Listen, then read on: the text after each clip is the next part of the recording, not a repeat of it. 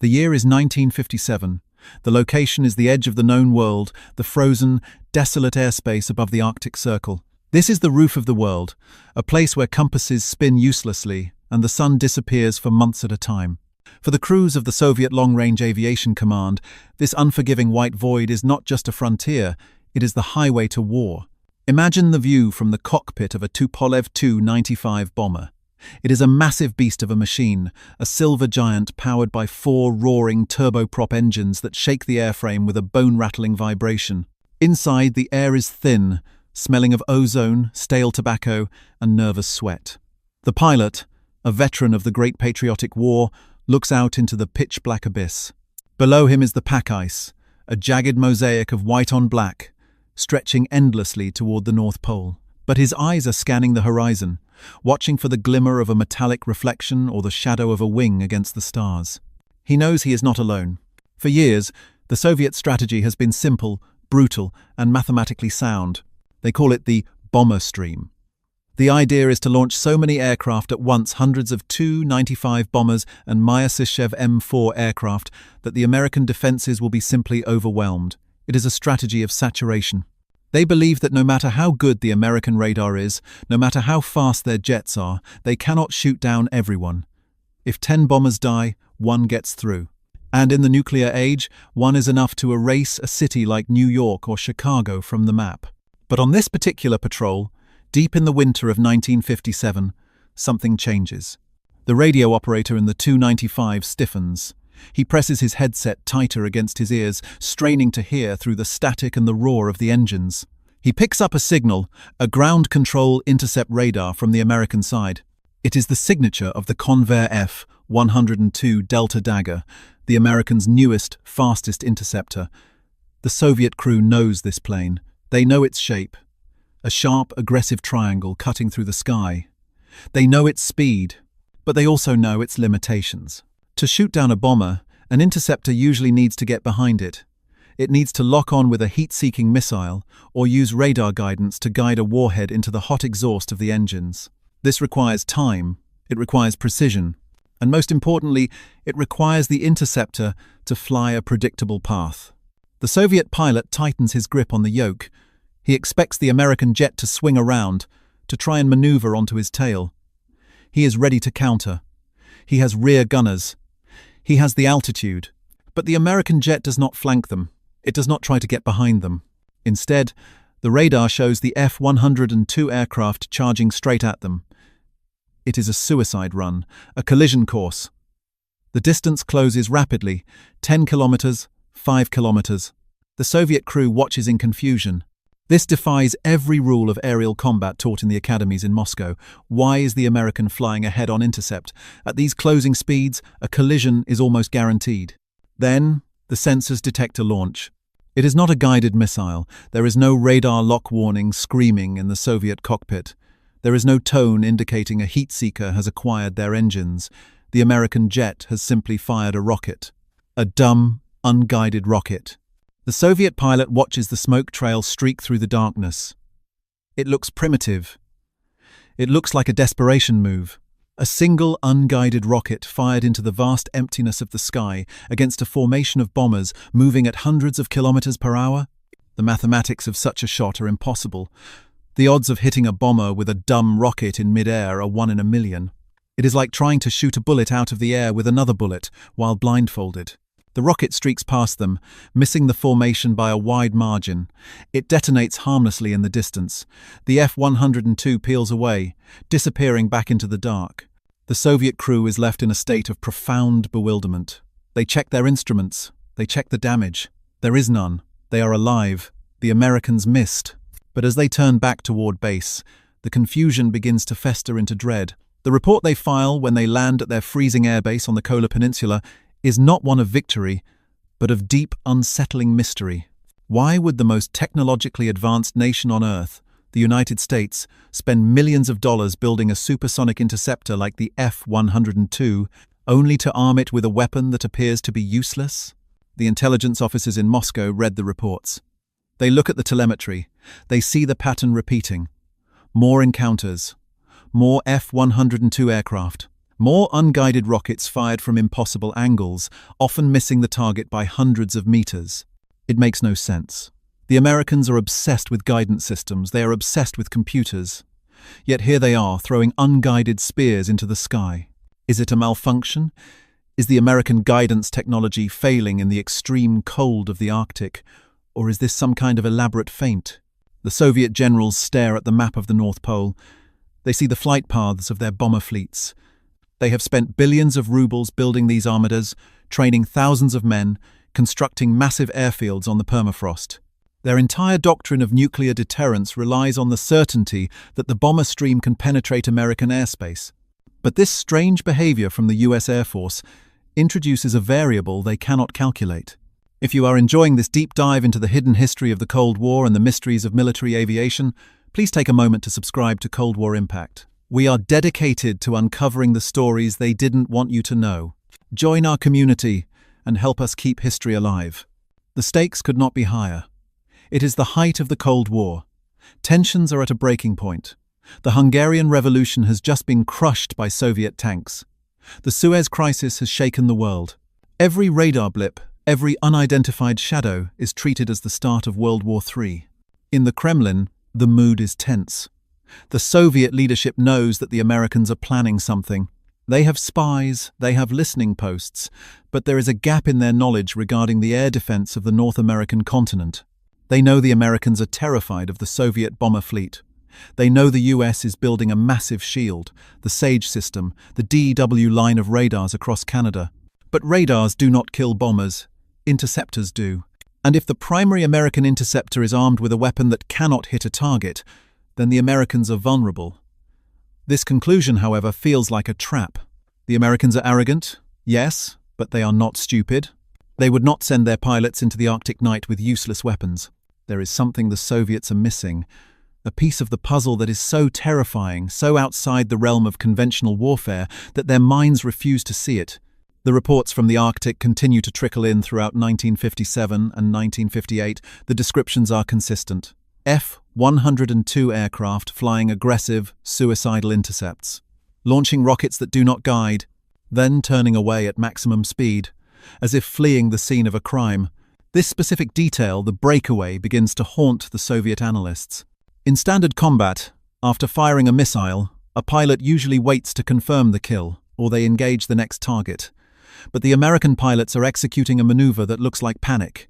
As soon as the rocket leaves the rail, they pull the aircraft into a violent high-G turn, engaging afterburners to put as much distance between themselves and the rocket as possible. Why run from a dud? Why run from a conventional explosion that, at best, would be a small puff of smoke in the vast sky? The fear begins to grow in the halls of the GRU, the Soviet military intelligence. They start to wonder if the rocket is not meant to hit the plane. They wonder if the rocket is carrying something else. Chemical weapons? Biological agents that would freeze in the upper atmosphere? Or perhaps something that defies the very concept of air-to-air combat? The mystery deepens when Soviet radar stations in the Far East detect a massive spike in electromagnetic activity during an American training exercise. It is a pulse, brief but powerful, that washes over the sensors like a tidal wave. It is not a jammer. It is not a communication signal. It is the signature of a massive energy release. But there was no explosion seen, no flash of light visible from the ground. The Soviet scientists are baffled. They look at the data. They look at the behavior of the F-102 aircraft. They look at the primitive, unguided nature of the rockets. And they simply cannot connect the dots. The pieces are all there, staring them in the face, but the picture they form is too horrific to contemplate. To accept the truth would mean accepting that the Americans have crossed a line that no sane military would cross. It would mean that the sky above the Arctic is not just a battlefield, but a potential graveyard for physics itself. And so, the Soviet bomber crews continue to fly. They zip up their flight suits, climb into their freezing cockpits, and launch into the dark, trusting in their numbers. They trust that if they fly close enough together, their defensive guns will protect them. They trust that the American missiles will be confused by their countermeasures. They do not know that they are flying into a trap that has already been set, a trap that does not rely on accuracy, a trap that does not care about formation flying or electronic jamming. The mystery of the phantom rocket becomes a ghost story among the Soviet air regiments. Pilots talk about it in hushed tones in the mess halls. They call it the Silver Lance, a weapon that misses but kills. "I saw it," one pilot might whisper over a glass of vodka. "It went right past us, kilometers away. And then, nothing." But the Americans ran. They ran like they had seen the devil. The uncertainty is a poison. It degrades morale. It forces the Soviet commanders to second-guess their attack plans. If the Americans have a weapon that they cannot understand, how can they plan a war? They order a massive intensification of intelligence gathering. They need answers. They need to know what is inside that rocket. They need to know why the F-102 pilots fly like they are escaping an execution. The order goes out from Moscow. Find the truth, whatever the cost. Because if they don't, the next time the bomber stream flies toward the North Pole, it might not just be a few planes that disappear. It might be the entire sky that catches fire. The debriefing room at the Olenya Air Base is a cold, sterile box of concrete. The only heat comes from a cast-iron radiator that clanks and hisses in the corner, smelling of rust. A single bulb hangs from the ceiling, casting harsh shadows on the face of the flight leader. He is exhausted. His eyes are rimmed with red, his hands still trembling slightly from the adrenaline of the flight. Across the metal table sits a colonel from the GRU, the Military Intelligence Directorate, and a technical specialist from the design bureaus in Moscow. The questions are repetitive. They are drilling for a detail that the pilot cannot provide. "Describe the launch again," the specialist demands, his pen hovering over a notepad. "The angle of attack.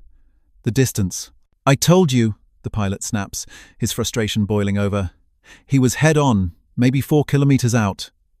He pulled up, fired, and then he ran. He turned so hard I thought he would rip his wings off. The rocket went wide. It passed us by 2 kilometers at least. It was a mistake, a panic fire."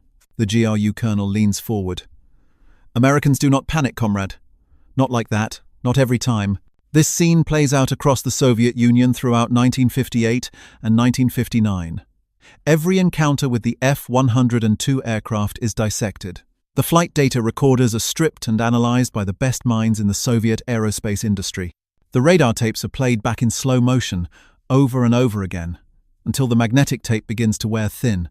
The data is impossible to reconcile with the laws of physics and warfare. The Soviet Union has spent a fortune stealing American secrets. They know about the Sidewinder missile, which tracks heat. They know about the Sparrow missile, which rides a radar beam. These are precision instruments. They are the scalpel.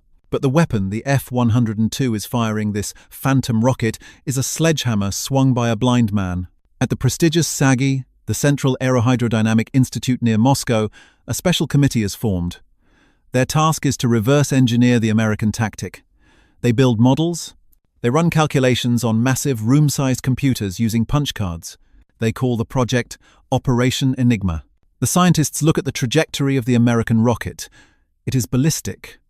Once it leaves the rail, it falls like a stone thrown by a child. There is no guidance, no fins moving to correct the path. In the age of supersonic jet combat, where engagement windows are measured in split seconds, an unguided rocket is an anachronism. It belongs in 1945, not 1958. One theory gains traction among the younger engineers, the electronic warfare theory. Perhaps, a young physicist suggests during a heated meeting, the rocket is not a weapon at all. Perhaps it is a delivery system for a high-intensity jammer. It flies into the middle of the formation and emits a pulse that blinds our bombing radars. It is a plausible theory. It explains why it doesn't need to hit a plane. It explains why the American pilot runs away to avoid jamming his own systems. The Soviets spend millions of rubles testing this hypothesis. They equip their bombers with shielded electronics. They change their radar frequencies, but the reports from the Arctic do not change. The F-102 aircraft keep firing, and they keep running. Another faction within the investigation pushes a darker theory, the biological hypothesis. The Cold War is a time of deep, paranoid fear regarding biological and chemical agents. The Soviets wonder if the Americans have developed a nerve gas that is effective at 40,000 feet, a cloud of death that the bombers would fly through. This terrified the aircrews. The idea of flying into an invisible cloud that would cause them to suffocate in their masks is far more terrifying than a missile impact. But this theory has holes. A gas cloud at that altitude, in the jet stream, would disperse in seconds. It is tactically useless. The investigation hits a wall.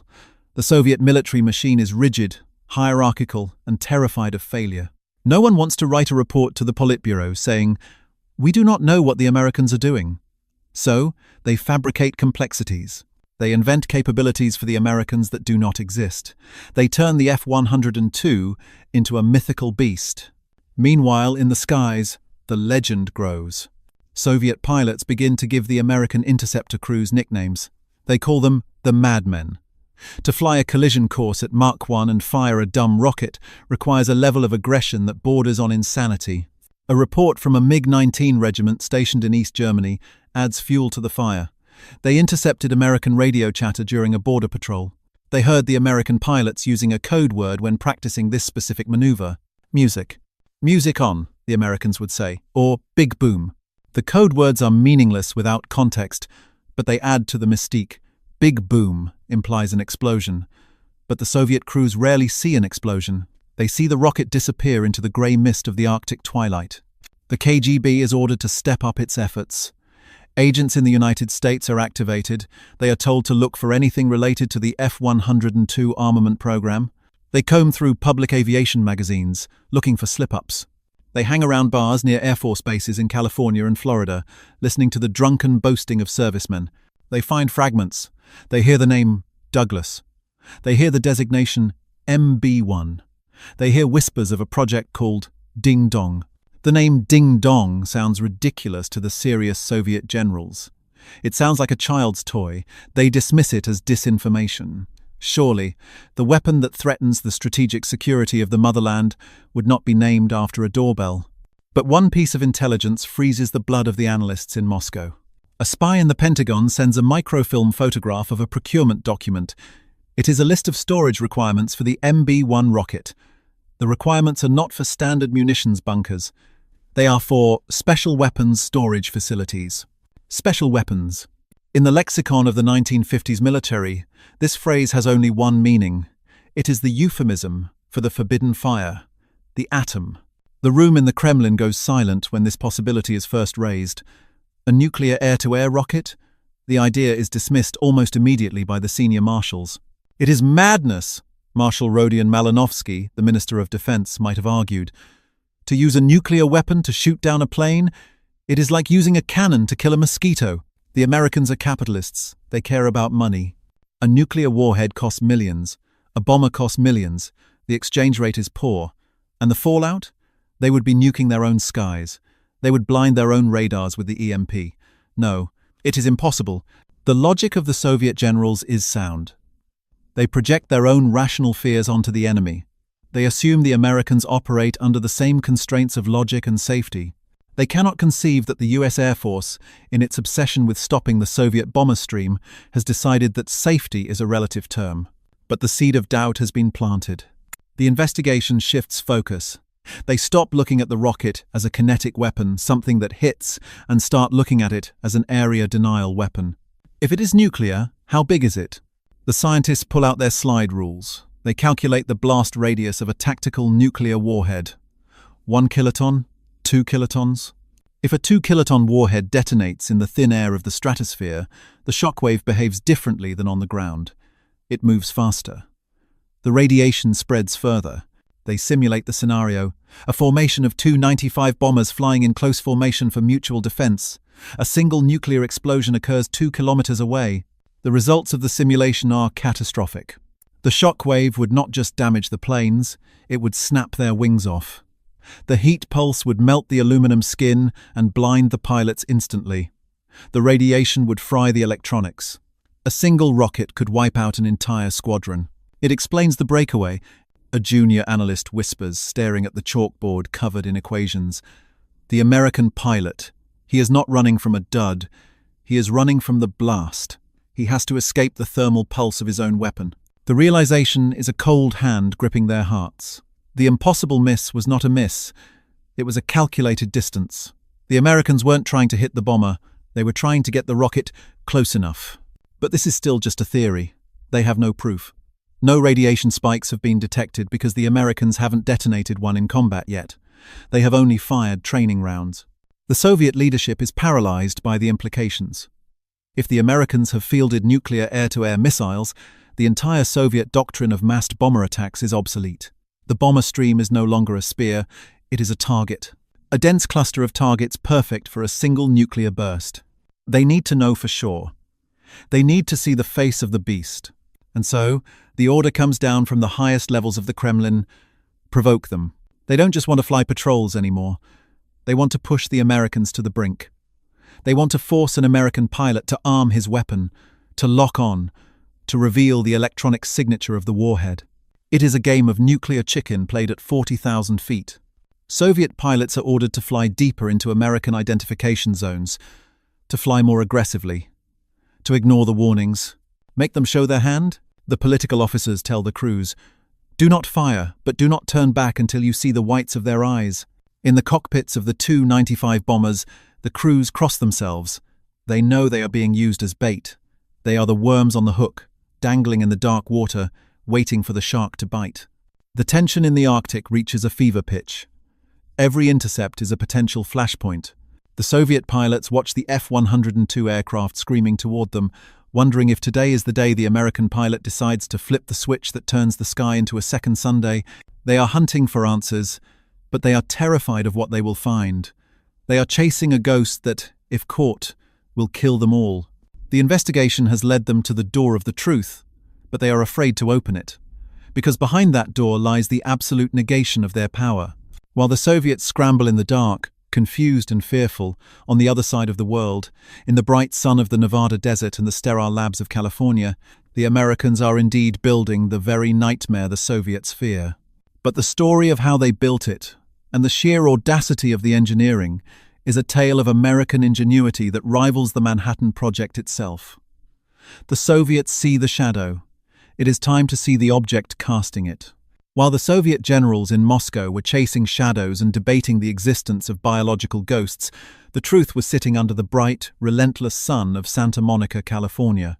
The answer to the mystery lay inside the hangars of the Douglas Aircraft Company and within the highly classified laboratories of the Los Alamos National Laboratory. The Soviets were looking for a new guidance system. They were looking for a magic eye that could see through jamming. They were wrong. The Americans hadn't invented a better eye, they had invented a bigger hammer. To understand the weapon that terrified the Soviet Union, you have to understand the panic that gripped the United States Air Force in the mid-1950s. The Soviet bomber threat was evolving rapidly. The propeller-driven Tu-4 Bull, a reverse-engineered B-29, was being replaced by the jet-powered Tu-16 Badger and the terrifying turboprop giant, the Tu-95 Bear. The American defense strategists ran the numbers, and the math was grim. The standard American interceptor of the day was armed with machine guns or cannons, and perhaps a few early, unreliable guided missiles like the AIM-4 Falcon. The Falcon was a finicky piece of technology. It required the pilot to hold a steady radar lock. It could be confused by clouds, by ground clutter, or by the Sunday. In a simulation of a mass Soviet attack, the results were always the same. The bomber stream would get through. If the Soviets sent 100 bombers, the American interceptors might shoot down 20 or 30, but 70 would survive. And if those 70 carried nuclear weapons, the United States ceased to exist. The Air Force needed a weapon with a kill probability of 100%. They didn't want to damage the enemy, they wanted to erase them. The solution came from a radical, almost heretical idea. If you cannot guarantee a direct hit with a bullet or a missile, you stop trying to hit the plane. You hit the airspace itself. Enter the project code named Ding Dong. It was a name that sounded harmless, almost comical. But the engineering behind it was deadly serious. The concept was simple. Mount a nuclear warhead on a high-speed, unguided rocket. This was the birth of the Air-2 Genie. The Genie was an anomaly in the age of high-tech warfare. It had no guidance computer, it had no seeker head, it had no moving fins. It was, in essence, a 10-foot-long tube of solid rocket fuel with a nuclear device strapped to the front. It was the ultimate expression of brute force. But making it work required a level of American ingenuity that the Soviets, with their rigid top-down command structure, struggled to comprehend. The challenge was not the rocket. Rockets are simple. The challenge was the warhead. The scientists at Los Alamos were tasked with creating a nuclear device small enough to fit inside a standard air-to-air missile body, yet powerful enough to destroy a fleet of bombers. This was the W-25 warhead. It was a miracle of miniaturization. While early atomic bombs were the size of cars, the W-25 was a sphere roughly the size of a basketball. It packed a yield of 1.5 kilotons. To put that in perspective, that is roughly 1/10 the power of the bomb dropped on Hiroshima. It sounds small for a nuke, but in the air, it was devastating. The engineers calculated that the lethal radius of the blast against an aircraft was over 300 meters. That is 3 football fields in every direction. Any aircraft caught within that sphere would be instantly destroyed by the shock wave and thermal pulse. But the damage wouldn't stop there. The pressure wave would propagate for nearly a kilometer, snapping wings and crushing fuselages of any aircraft in the vicinity. This was the shotgun concept. The American pilot didn't need to be a sniper. He just needed to point his aircraft at the general formation of Soviet bombers and pull the trigger. But deploying this weapon required a new breed of aircraft and a new breed of courage. The Convair F-102 Delta Dagger was chosen as one of the primary carriers for this doomsday weapon. The F-102 was the first American supersonic interceptor designed with the area rule fuselage, the famous Coke bottle shape that allowed it to slip through the sound barrier. It was fast, sleek, and computerized. Integrating the Genie into the F-102 was a nightmare of engineering. The rocket was housed in an internal weapons bay to maintain the jet's aerodynamic profile. When the pilot pushed the fire button, the bay doors would snap open into the supersonic slipstream. The rocket would extend on a trapeze rail, ignite its massive solid-fuel motor, and scream away at Mach 3. The sheer speed of the rocket was critical. It had to clear the area before the warhead armed itself. This brings us to the most terrifying aspect of the project: the safety of the pilot. American engineers were not suicidal. They knew that firing a nuke from a fighter jet was inherently risky. So, they designed a complex, fail-safe arming mechanism that relied on the physical forces of flight. The Genie would not arm until the rocket motor had burned out and the weapon had traveled a safe distance.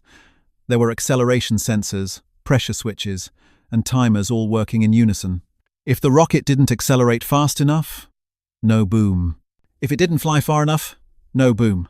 But the pilot still had to survive the blast. This explains the panic turn the Soviet pilots witnessed. It wasn't fear, it was procedure. It was a carefully choreographed maneuver drilled into every F-102 pilot. The maneuver went like this. The pilot would accelerate to Mach speeds on a head-on collision course. At the optimal range, usually about 6 miles out, the fire control computer would give the signal. The pilot would squeeze the trigger. Whoosh! The Genie leaves the rail. Immediately, the pilot is trained to execute a breakaway. He pulls the stick back and to the side, subjecting himself and the airframe to a crushing force of 4 or 5 Gs. He engages the afterburner, turning 180 degrees away from the target. He is running a race against his own weapon. The rocket travels for about 12 seconds. Then, a timer triggers the detonator. If the pilot has done his job, he is miles away, facing the opposite direction. He will feel a shove, the slap of the shockwave catching up to him, and the cockpit will light up with the reflection of 1,000 suns, even through the blackened visor of his helmet. Behind him, the sky is scrubbed clean. This was the secret the Soviets couldn't crack. They couldn't understand why the rocket was unguided, because they couldn't conceive that the Americans were using a warhead so powerful that guidance was irrelevant. The secrecy surrounding the Genie was absolute. The pilots were sworn to silence.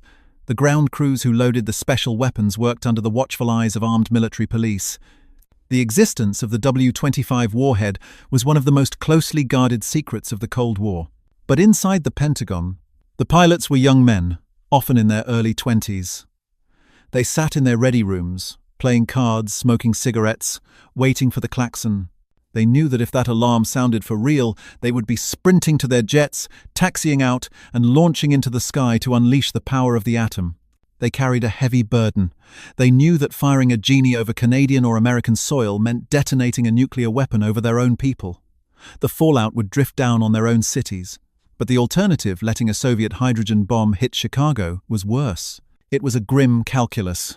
This technological leap, the combination of the supersonic F-102 and the nuclear Genie, gave the Americans a temporary but massive advantage. They had solved the bomber problem, but they needed to prove it. Simulations and math are one thing, reality is another. The generals needed to know if the rocket would actually work in the chaos of the upper atmosphere. They needed to know if a pilot could actually survive the blast. They needed a live fire test. And they needed the Soviets to know it too. They needed to send a message that couldn't be ignored. So, while the Soviet investigation in Part 2 was floundering in confusion, the Americans were preparing for the ultimate reveal. A demonstration of power so undeniable that it would force the Kremlin to rewrite their entire strategy. They planned an operation called Plum Bob John. It would be the only time in history a nuclear air-to-air rocket was fired and detonated with men standing directly underneath it. This was the moment the mystery would end and the shock would begin. The Americans were about to take the legend of the Phantom rocket and turn it into a blinding, undeniable reality. The stage was set in the Nevada desert, the cameras were rolling, the F-102 was fueled, and the Soviets, watching from their distant listening posts, were about to get the answer they had been dreading. The date is July 19th, 1957. The location is Yucca Flat, Nevada. The morning air is already baking hot, shimmering above the desert floor. But the focus of this day is not on the heat. It is on 5 men standing in the middle of the desolation. They are not prisoners. They are not test subjects in the traditional sense. They are officers of the United States Air Force. They stand shoulder to shoulder, wearing simple summer uniforms. No lead suits, no heavy protective gear, just sunglasses. One of them holds a handheld camera, another smokes a cigar. They look up into the cloudless blue sky, squinting against the glare. They are waiting for something that, by all rational logic, should kill them. High above them, at 19,000 feet, an F-89 Scorpion, the sister ship to the F-102, streaks across the sky. The pilot checks his instruments. He is carrying a live Air-2 Genie, with a fully armed W-25 nuclear warhead. This is Operation Plum Bob, and the specific test is codenamed John. It is a publicity stunt of the highest order, designed with a dual purpose: to prove to the American public that using nuclear weapons for air defense is safe, and to prove to the Soviet Union that the United States is not bluffing. The countdown reaches 0. The pilot pulls the trigger, the rocket drops, the motor ignites, and the Genie races forward into the empty sky. It travels its designated distance, and then a new sun is born in the atmosphere. The flash is blinding, brighter than the desert noon. A fireball expands instantly, a sphere of roiling plasma that consumes a massive chunk of the sky. The sound comes seconds later, a thunderclap that shakes the ground beneath the 5 officers' feet. They do not run, they do not flinch. They stand their ground as the shockwave washes over them, kicking up dust around their boots. They look up at the mushroom cloud forming above their heads, the donut-shaped ring of smoke drifting in the wind. The message is sent, and it is heard loud and clear in Moscow. The footage of the John shot does not stay in a secret vault. It is released. It plays in newsreels. Photographs of the explosion are published in magazines. The Americans are flaunting it. For the Soviet intelligence analysts who had been agonizing over the Phantom rocket mystery, the realization hits with the force of a physical blow. The puzzle pieces slam into place, forming a picture of absolute horror. The unguided nature of the rocket. It wasn't a flaw. It was a feature. The breakaway maneuver? It wasn't panic. It was survival.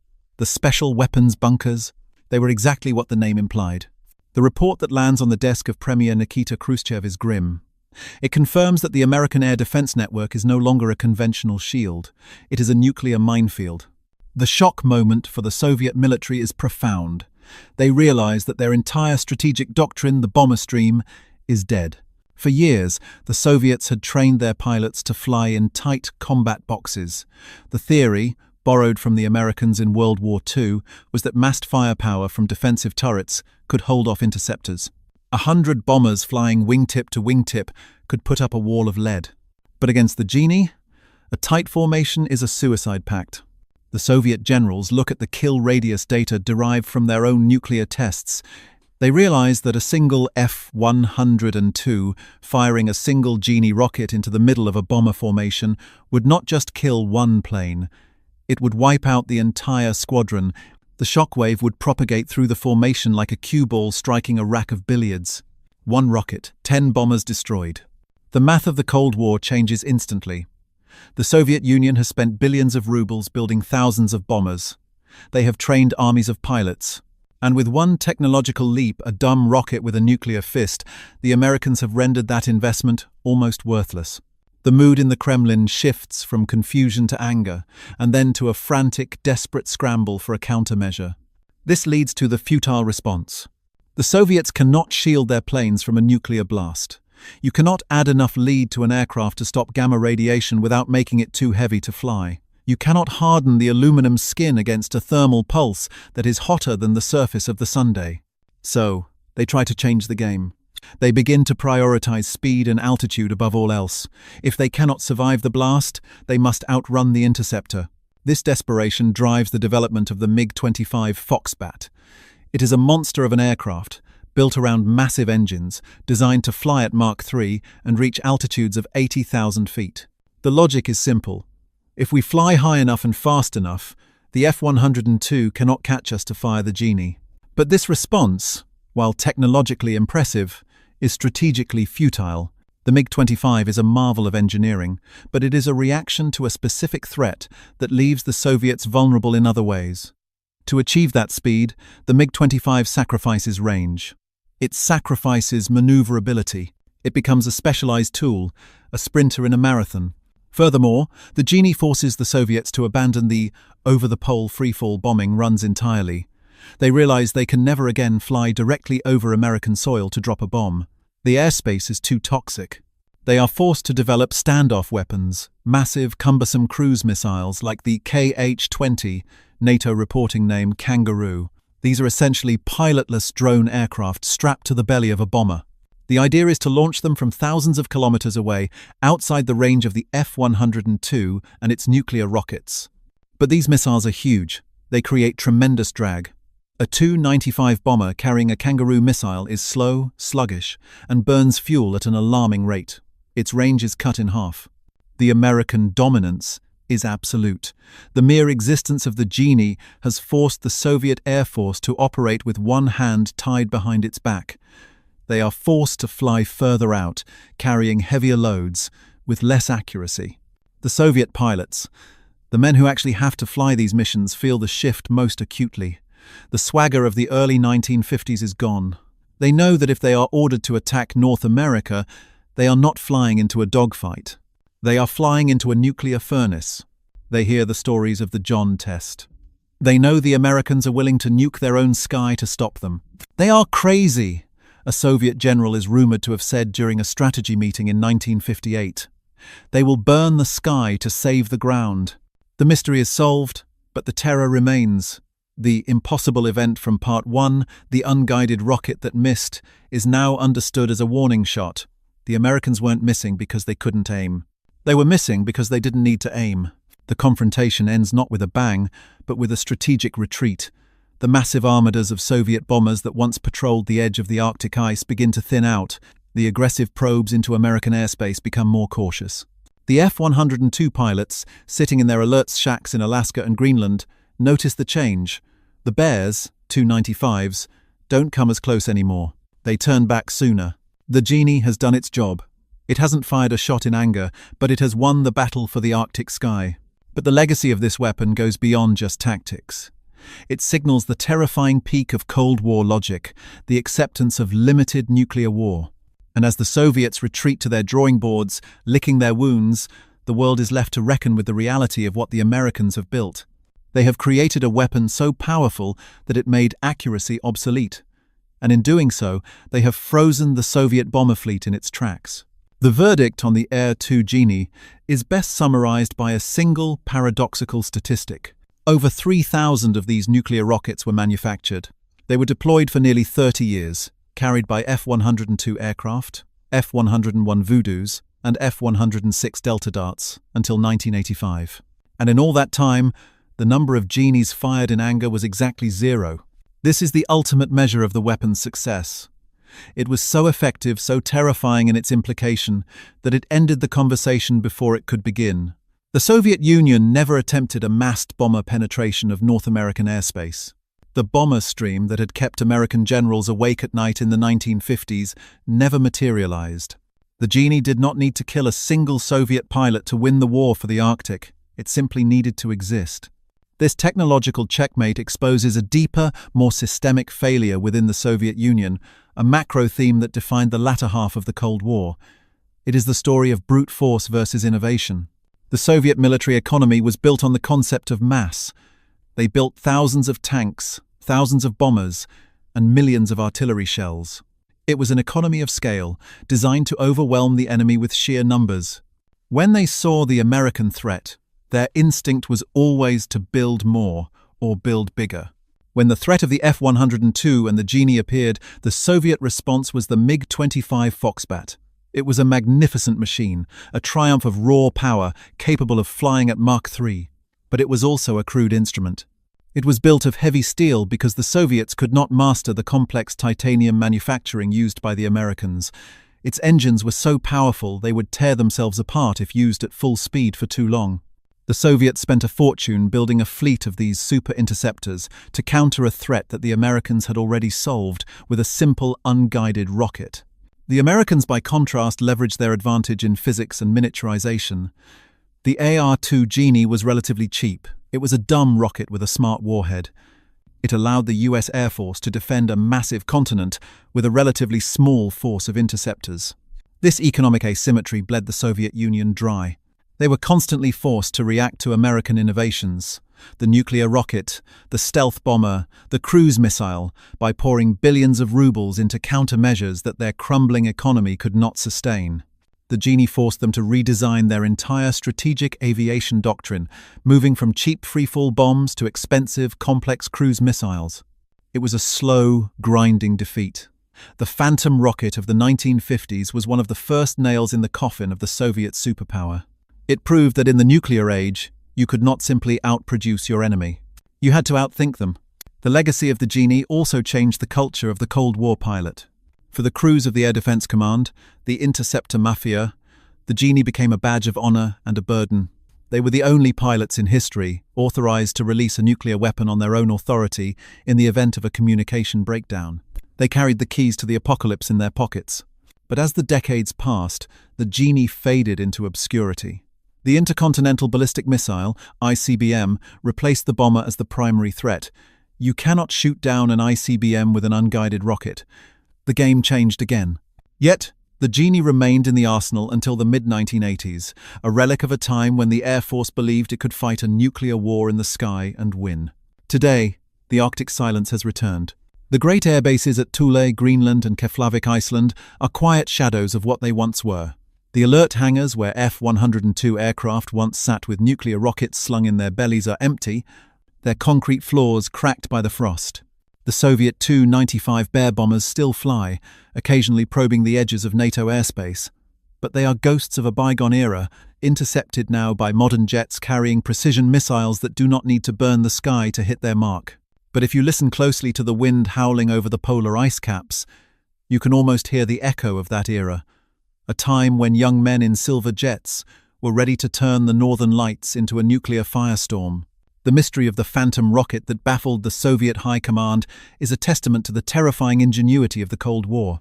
It serves as a reminder that the peace we enjoyed was not a natural state, but a fragile equilibrium held in place by weapons of unimaginable power.